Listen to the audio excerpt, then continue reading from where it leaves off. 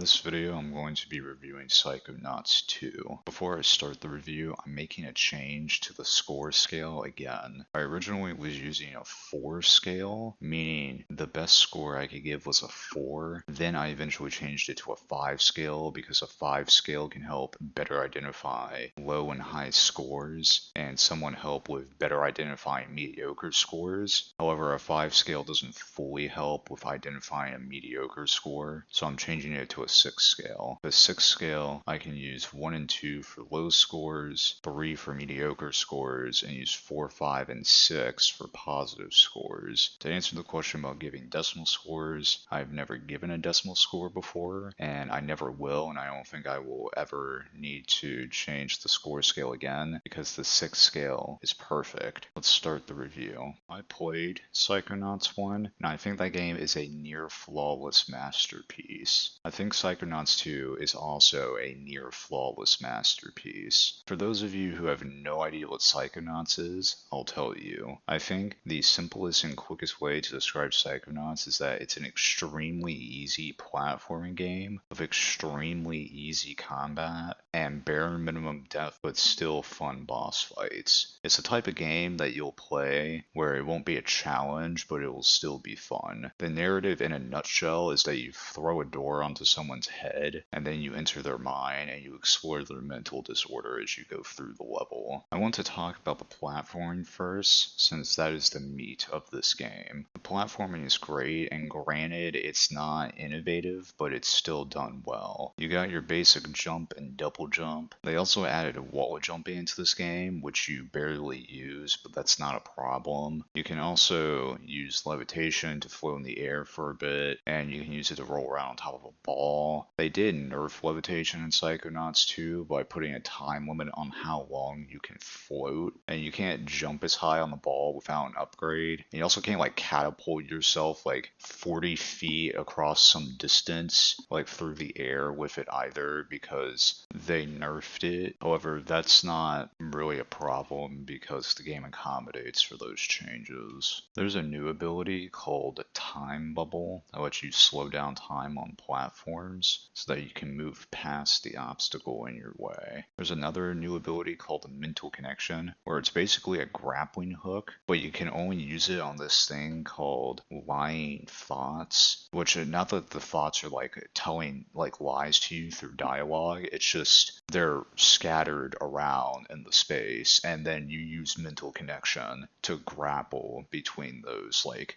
dust clouds. They do look like dust clouds, kind of, sort of. It's the best thing I can come up with what they are in the real world. But anyways, so it's not like you can use the grappling hook on whatever you want, but I figured I would mention it since I'm talking about the platforming. A somewhat big, but at the same time small problem I had with Psychonauts 1 was the camera and pole jumps and swinging jumps. The camera would sometimes screw you over thinking that you could make the jump, but you really couldn't. And it happened most of the time with pole jumps and swinging jumps. But in Psychonauts 2, the camera is not an issue at all, and I didn't have any problems with trying to make any of the jumps in this game. That's about it for the platforming. Like I said earlier, it's not innovative and it's not anything new, and it's something you've already seen before and played before, but I personally still enjoy it despite the fact that it's nothing new. The next and last thing to talk about with the gameplay is the combat. The combat for when you're fighting regular enemies is extremely easy, and it's just you spamming the melee or shoot button. I think the combat for boss fights is a bit more interesting because there's back and forth there, whereas with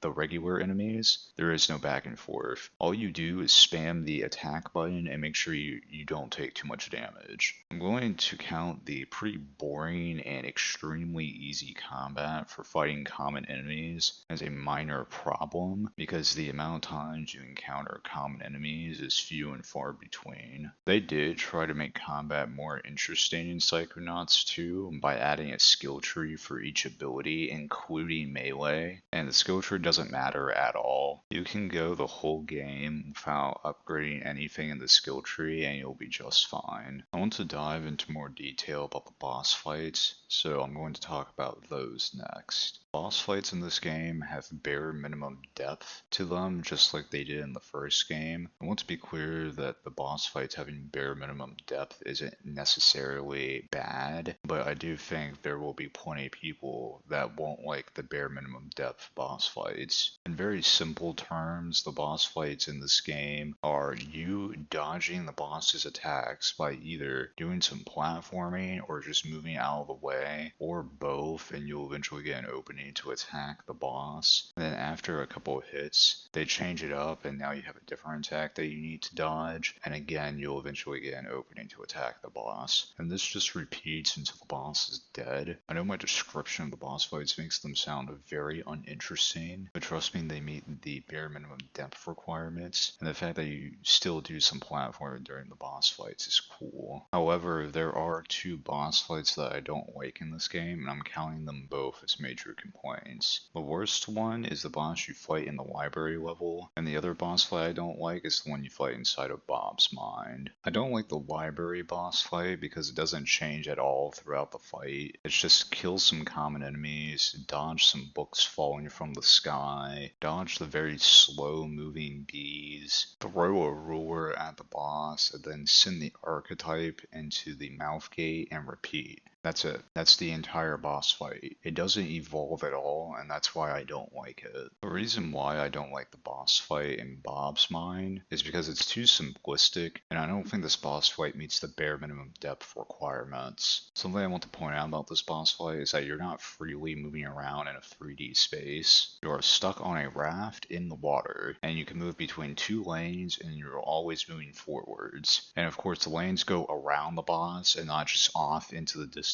away from the boss. You attack the boss by shooting at the plant's face. There's healing items that you can pick up that are scattered along the lanes, so you don't have to worry about dying. You have 4 different obstacles that you're having to dodge, and 3 of them are coming from the different plants that take turns shooting out the obstacles. The 4th one I'll get to in a minute. You have one head that shoots bombs out onto the lanes, and you have a head that shoots missiles at you that you have to deflect back to the plant head by shooting at them, and there's a head that breathes fire in a 360 around the highlighted lane. The 4th obstacle comes in at the halfway point in the boss fight, and the moth places down these light beams on the lanes, and if you go through them, the screen will get a bit scuffed, and your directional and ability inputs will get inverted temporarily. The main problem with this boss fight is that the bombs and the missiles are too similar. All you have to do is shoot them. Granted, I know one is easier to hit than the other, but still, that's it. That's all you have to do with those obstacles. The other issue is that the obstacle that the moth puts down doesn't really change anything if you get hit with it, and unless you're not paying any attention to the lanes, then you're not going to get hit by it. I think the fire thing is cool, and that is a good obstacle. The main problem with this boss fight is that there's not enough obstacle variety, and I don't think the inverted inputs thing is that cool. Moving on to the next thing I want to talk about is the aesthetic of the levels. I really like that they stuck to the cartoony style of Psychonauts 1, but obviously bumped up the quality of it. I also think the art direction for this game is better than Psychonauts 1 because they are using more colors, and Psychonauts 2's graphics are not from 2005. They are using every color, or what it seems like to me to be every color in the aesthetic of Psychonauts 2. I'm pretty sure that every level has a different color scheme, and I'll show that off now as I'm saying this sentence. I'm really hoping this part turns out the way I want it to, because you'll see very clear differences in color direction for the levels, and I think that's cool.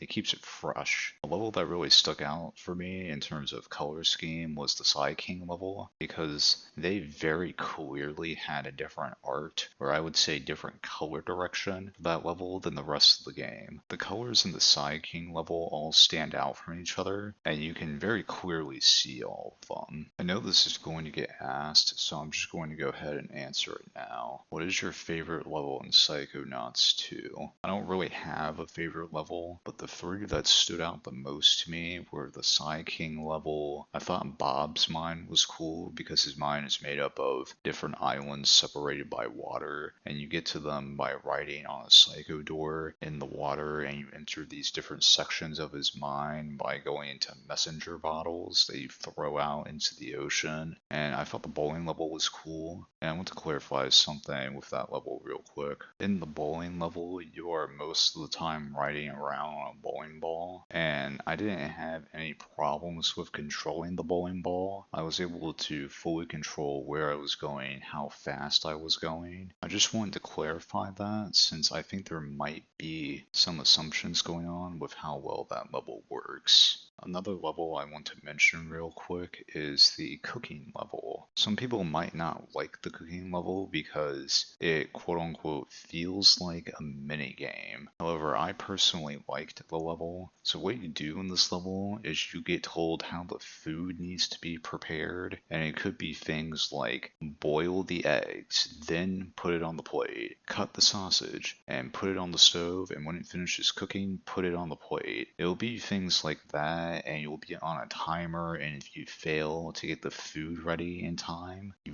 die and restart. I know that sounds boring, but let me explain this last detail. There is platforming, so you have to do some platforming and avoid some of the obstacles to reach the cooking appliances. There's also rails, which I didn't use very much, but there is rails to get around a little easier and faster. However, there aren't any rails around the plate area. Like, you can ride a one-way rail into the plate area, but you can't go from the plate area onto a rail. So you're not going to cheat the level by using rails the entire time. I just wanted to explain this level because I think for a lot of people this is going to be the quote-unquote weakest level in the game, which I can understand, and also the quote-unquote worst level slash the unfun level, which is, in my opinion, this being an unfun level is wrong. I liked this level, and that's all I have to say on it. There's one more thing I want to clarify, and that is this game's dialogue. You're going to notice that there are dialogue boxes with a few dialogue options that you can pick to say. Only one of these options are required to progress the game, and all of the other ones are optional. There's even characters that are completely optional to talk to. What I'm trying to say here is that most of the dialogue in this game is optional. This game doesn't have some trash choose your own adventure mechanic in it, nor are you forced to go through all of the dialogue options. The only complaint I do have, which I'm going to count as a minor complaint, is that I wish the game would highlight which dialogue options progress the game so that people who don't want to go through the optional dialogue don't have to. Although you can just spam A through the dialogue, so it's not like you're going to be spending 5 minutes going through dialogue options trying to find the right one that progresses the game. The last thing I want to talk about is the voice acting for this game. I really liked the voice acting for Psychonauts 1, and I think the voice acting in Psychonauts 2 is also done really well. Something you might be wondering is how many returning characters are there? And the answer is 5, I think, including Raz, who is the main character. Something you need to understand is that there is a 17-year gap between Psychonauts 1 and Psychonauts 2. So for the returning characters, their voices are going to sound noticeably different, except for Raz's voice. And I have no clue if that dude is doing some really good voice acting to sound like how he was 17 years ago, or if they heavily modified his voice lines with some audio editing software to make him sound very close to, if not exactly how he was 17 years ago. I think all of the new characters' voice acting is great and done well. I can't really explain voice acting, so I'm just gonna need you to trust me on that. Also, Jack Black voiced the Psy King in this game. Just thought I would point that out. It's time to give the score, and I'm giving Psychonauts 2 a 5 out of 6. Some of you might be wondering why I gave it a 5 out of 6 when I've been mostly praising this game and said that it was a near flawless masterpiece, and that is because when I was rereading the script for this video, I was going to give it a 6 out of 6 and defend it, but after rereading it, it just seems like I didn't take the criticism I have about this game into the score, and even my defense for the 6 out of 6 score didn't really help too much in proving the logic and giving this game a 6 out of 6, so I changed my mind and I'm giving this game a 5 out of 6. That's about it. See ya.